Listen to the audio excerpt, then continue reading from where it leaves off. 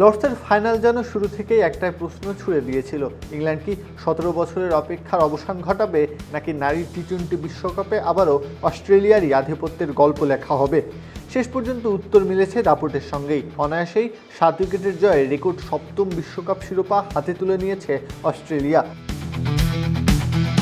ম্যাচের শুরুতে টস জিতে বোলিংয়ের সিদ্ধান্ত আসে অস্ট্রেলিয়ার কাছ থেকে। বোলাররাও সেই আস্থার পূর্ণ প্রতিদান দেন। এলিস পেরি চোটের কারণে বল করতে না পারলেও নিয়ন্ত্রিত বোলিংয়ে ইংল্যান্ডকে 20 ওভারে আটকে রাখা হয় 150 রানে। ইংল্যান্ড অধিনায়ক ন্যাট স্কিভার ব্র্যান্ড 53 বলে অপরাজিত 58 এবং শ্রেয়া কেম্পের 28 বলে 44 রানের ঝড়ো ইনিংস সেই দিকে লড়াইয়ের পুঁজি গড়ে দেয় স্বাগতিকদের। এই ইনিংসের মাঝে আরেকটি ইতিহাস গড়ে ফেলেন স্কিভার ব্র্যান্ড। নারী টি-20 বিশ্বকাপের ইতিহাসে সর্বাধিক 50-এর বেশি রানের ইনিংসের মালিক এখন তিনি। 31 ইনিংসে এটি ছিল তার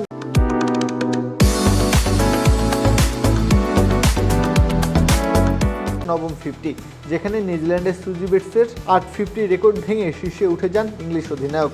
একই সঙ্গে নকআউট পর্বে তার এটি তৃতীয় 50 ইনিংস, যা তাকে এই তালিকাতেও অন্যতম সেরাদের কাতারে নিয়ে গেছে। পরে ব্যাট হাতে অস্ট্রেলিয়া বুঝিয়ে দেয় কেন তারা এখনও বিশ্ব ক্রিকেটের মানদণ্ড।